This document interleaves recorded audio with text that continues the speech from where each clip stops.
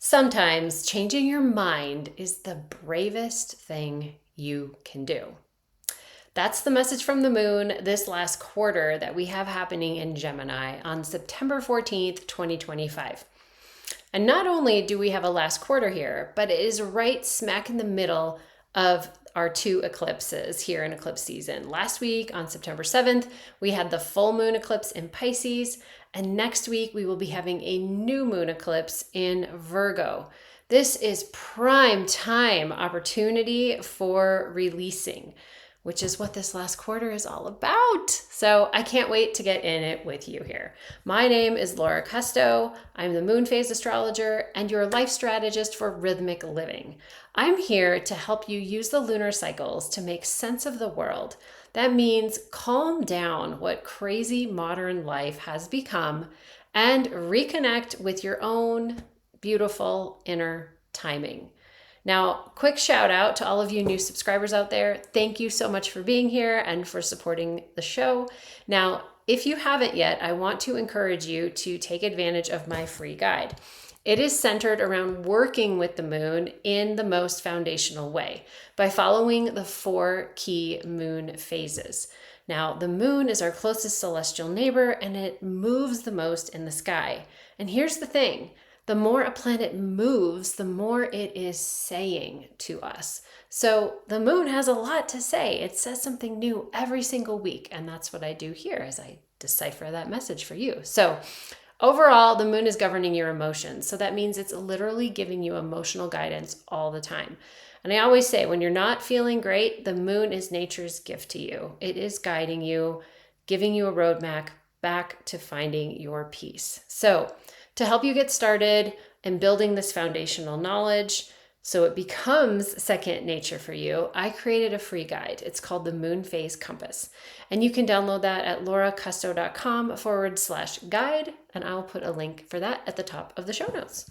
All right, let's get into this Gemini last quarter moon and that message. Sometimes changing your mind is the bravest thing you can do, which is also why I titled this episode, How to Say No After Saying Yes. I'm guessing that makes you feel a little uncomfortable. I know it makes me feel a little uncomfortable. So let's take a look at the planets on this last quarter and just kind of see what this lineup is saying and teeing up for us. First of all, we have the sun in Virgo and the moon in Gemini. Virgo and Gemini are the 2 signs that are ruled by Mercury. So we have a lot of Mercury energy here going on. Mercury is the planet that oversees communication and analysis. So there's a lot of communication and analysis that is meant to happen as part of processing through this last quarter. So analyzing ourselves, analyzing our situation, and then learning to communicate with others about whatever it is that we've concluded. So lots of Mercury energy. Next, we also have the sun right on the south node. So eclipses always happen at the nodes.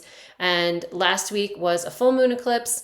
And in a couple weeks, we're going to have, or rather in 1 week, we have the new moon eclipse. Now, the sun is always involved in all of these phases of the moon, along with the moon, obviously.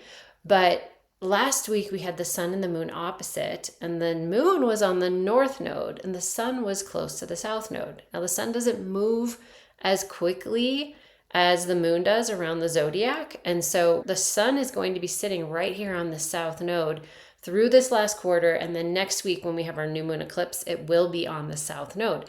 What does that mean? Okay, I'm saying this for a reason. The south node really represents our past and karma. And so we have our eyes on that here on this last quarter. And I can't think of a better combo of last quarter, Virgo, south node for any sort of last quarter releasing. And that's because Virgo is all about organization and cleanliness. So if it's going to get rid of anything, it's going to do it in a very responsible way, a very methodical way, right? It doesn't get much more perfect. Then the last thing I want to mention is Mars, the planet of taking action, which on the last quarter, we always want to take some sort of external action, some sort of clearing out. Mars is the planet of how we take action, and it's still in Libra. It's been there for a while. And Libra is this beautiful sign that represents balance and fairness. And so it's also making this trine to the moon, which is harmonious, meaning it should work really well. Our actions should just naturally work really well with how we communicate and with whatever it is that we've analyzed. So you've got a lot of great energy on your side here as you're looking to figure out perhaps how to get out of something that you have said yes to in the past, how you've committed to something. And you're sitting here now thinking, I have to change my mind, and that's going to make me look like a schmuck, like not a great person. Nobody likes to be that person. But I'm going to walk you through a process to evaluate all of this using all these energies. And trust me, at the end of it, it's going to be beautiful. Okay, so let's dig in. I'm going to take you through some steps. First, as you look at this last quarter, it's important to get honest with yourself. We're just going to focus on you and yourself. I want you to examine your life and what's coming into focus for you right now as you think about releasing something. What do I want to get rid of? What's really bogging me down? What has become this sort of thorn in your side, but you've accepted it just because, I said I would do it, or everyone's expecting me to do it. And I just want you to acknowledge it and see it for what it is and let yourself feel it. Really feel into it and notice how it takes you down, how it makes you feel inside. Something that I often like to do when I'm trying to evaluate a couple of different options, and it becomes clear to me that something might be bringing me down or something is bringing me really high and making me feel really excited, is I will then try to find something that I think is the opposite of it. So for example, if I'm evaluating something that I think is bringing me down, I will think of something else that I know will bring me up and make me feel really, really good. Like say the love of my dog, right? This unconditional love of my dog, pick him up, right? And when I get home, he's so excited to see me. His tail's wagging. I'm lighting up just thinking about it, right? And I can feel that in my body if I get really quiet. And I will do that. And then I'll think about this other thing that I think might be bringing me down. And I will notice the contrast. Okay. And when you do that, you have this now further awareness of like, oh, wow, it is really bringing me down. Right. So that's a little experiment that you can do with yourself just to really tap into it. But I want you to notice the impact that it's having on how you feel. Okay. That's step one. Step two, we're going to get into some patterning of the moon now, right? This is the core of what I do, the geeky astrology stuff, but it's beyond basic astrology, right? This moon is this very intricate pattern, right? It moves in these 9-month cycles, lunar gestational cycles. It's up there, but the moon's not screaming them to you, and not a lot of people talk about them, but they work in these very powerful cycles. So this last quarter moon is happening in Gemini. I didn't grab the degree, but I'm gonna grab it right now. It's happening at 21:52 of Gemini. So it's almost 22 degrees of Gemini. But what we're going to do is we're looking up in the sky. When was the last time we had a full moon right around 22 degrees of Gemini? Back a little farther. How about a first quarter right around that same point in the sky? And then back a little farther. What about the new moon around 22 of Gemini? And they happened, and they were all 9 months apart. So as you are trying to piece this together, again, I wanted you to notice something, just notice the world around you, something bringing you down. But now we want to look for some patterns, right? Let's get a little more specific and do a little more fact finding, especially if you have been working with these moon cycles for a while, right? And again, we get a last quarter every month. So there's always a pattern. There's some pattern that you can look back to. And the more you work with these, the more you notice things. So the dates I want you to look back to. First would be the full moon 9 months ago, December 15th, 2024. So around like that week, what culminated? What happened? What came to light? All right. 9 months before that, you can look to the first quarter, which was around March 16th, 2024. That would have been, we're looking for action that you took, things that you committed to, things that this could have been when you said yes to what you perhaps want to say no to right now. So that's another clue. And then we have the new moon, June 17th, 2023. So this is going back 27 months. This is the last quarter. We go back really far, right? Because it's the last phase. But At that time, you really want to be looking at, what did I want? What were my dreams? And over all these dates, you want to find the story that's unfolding, right? And maybe you can't piece it together. Maybe you don't have time to go back to all three of those dates. My advice in that case would be to really look to the full moon and see if you can find some big, like, oh wow, that happened on the full moon. And that could be the clue that you work with this time. So we're looking at things, but we also want to look at, if you can, tap into how were you feeling? What was your self-talk? Was it a time of life, any of these dates, where you were really stressed out, where you were frustrated, and tap into that too, because even if you were doing things that were positive, but you felt sort of yucky, that will play in too. That's useful information to kind of help piece the story together. So, also, another clue that you can look into is to check the area of life that is being supported. So what area of life astrologically does Gemini oversee for you? So if you have your chart and you're familiar with your chart, you'll know, oh, Gemini oversees my love life. It oversees my money. It oversees my career, right? That's another clue that you can use to hone in and look a little deeper at just the one area that Gemini is overseeing. And if you're not sure about that, I have two ways that I can help you with that. The first is through a short course that I developed called Moon Map, which is where I walk you through this process to find these areas of life. There's 12 areas of life. There's 12 zodiac signs. Each one will oversee an area of life for you. So the course takes you through a process to get your map. And then you can use your map every single week for every single moon update forever and ever and ever and ever. So I'll put a link for that at the top of the show notes. The other way that I can help you is through my monthly membership, which you will get your map in your membership as well. But on top of that, I literally spoon feed you every single moon phase a couple days before. Hey, we're having this moon phase. Here's what it's all about. You get a little video summary. You'll get a link directly to that week's video at the right time that you need it. You also get some extra journal prompts and guidance that takes you right from phase to phase to phase. So that is Moon Chat membership. So check either of those out if they speak to you. So at this point, we've hopefully gotten pretty clear on what needs to go and some clues linking it to the past and the story that's unfolded. So you've pinpointed what's really dragging you down and looked at the dates that are linking this last quarter to previous moon phases. All right, now in step 3, I want you to formulate your own story. And the key phrase here is your story, right? We have all that Mercury energy involved with this, right? We're going to put it to really good use and we're going to focus it inward first before we take it out to the external world and we try to do anything with it. So we are navigating our lives here, not someone else's. So whatever expectations you think are on you, I want you to push those aside for the time being. And I want to take you back to that step 1 and the impact that this thing or series of things is having on you. So sure, it's weighing you down and you might think, oh, well, I can take it. It's fine. I've dealt with harder things before. I want to stop you there and I want to have you pause for a bit. Sure, you can handle it. But what impact is it really having on your life right now? How much is it bringing you down? And for how much longer are you going to deal with it if you don't finally stop it now? And what impact will that have? Because if you think about how you're feeling and you isolate it to one core feeling, right? Sadness, anger, frustration. What percentage of your day is being pulled down by that? And really dig in and notice. Again, Mercury oversees the sun right now, which is yourself. It oversees the moon right now, which is your emotions. So analyze yourself and your emotions. Mercury analysis, that's what it is. And get really clear and honest.